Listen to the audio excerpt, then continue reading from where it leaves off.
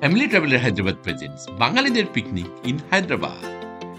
এই ভিডিওটা শেষ অবধি দেখতে থাকুন, খুব ইন্টারেস্টিং হতে চলেছে। শীতকাল মানেই বাঙালিদের মনে হয় একটু পিকনিক বা চড়ুই ভাতি হয়ে যায়। আমাদের ছোটবেলায় পিকনিক মানে কি ছিল বলুন তো? পাড়ার সবাই বন্ধুরা মিলে মিশে সারাদিন হইচই, খেলাধুলো, সবাই মিলে সবজি কাটা, রান্না করা, বাড়ির ছাদে, পাড়ার মাঠে, নদীর ধারে বা কোনো পিকনিক স্পট। বাংলার বাইরে এসে হায়দ্রাবাদে এই ধরনের জায়গাগুলো হয়তো সহজে খুঁজে পাই না আমরা। আসুন দেখে নেওয়া যাক হায়দ্রাবাদে কোথায় আমরা পিকনিক করতে যেতে পারি।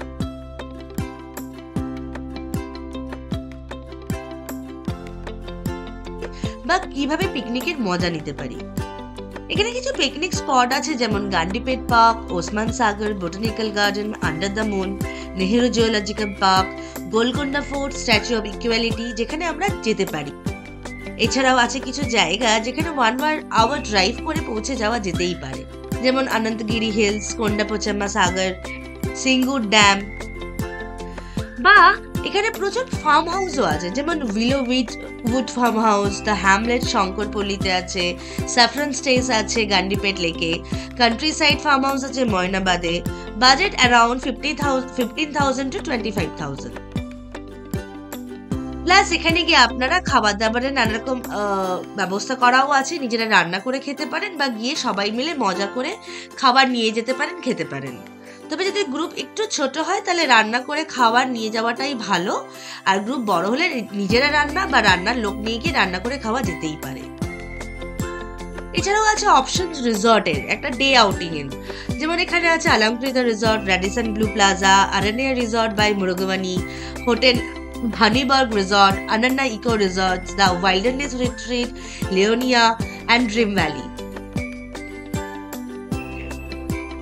এখানে বিভিন্ন ক্লাবগুলো তাদের পিকনিক কন্ডাক্ট করে থাকে, নিজের গাড়ি করে যাওয়া যায় বা সবাই মিলে বাসে করে যাওয়া যেতে পারে। এবছর পিকনিক অ্যারেঞ্জ করছে যারা, এরকম কিছু ক্লাব যেটা হায়দ্রাবাদে আছে, যেমন বিএসএস, আরোহণ, Bengali cultural association, Hyderabad Kalibari, Oikyatan Hyderabad. Budget around 500 to 1,000 rupees। এই ক্লাবগুলোতে ভালো বাঙালি খাবার দাবার পাওয়া যায়, তার সাথে অনেক নতুন বন্ধু হয় এই অচেনা শহরে। তাছাড়াও নানা রকম খেলাধুলো, গান বাজনা করে বেশ হইচই করে কেটে যায় সারাটা দিন। এই ক্লাবগুলোর সোশ্যাল মিডিয়া হ্যান্ডেলগুলো চেক করতে ভুলবেন না, ডিসেম্বরের শেষের দিকেই পিকনিকগুলো হয়ে থাকে।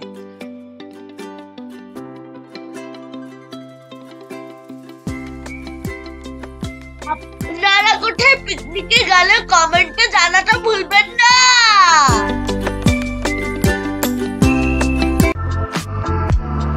Thank you for watching.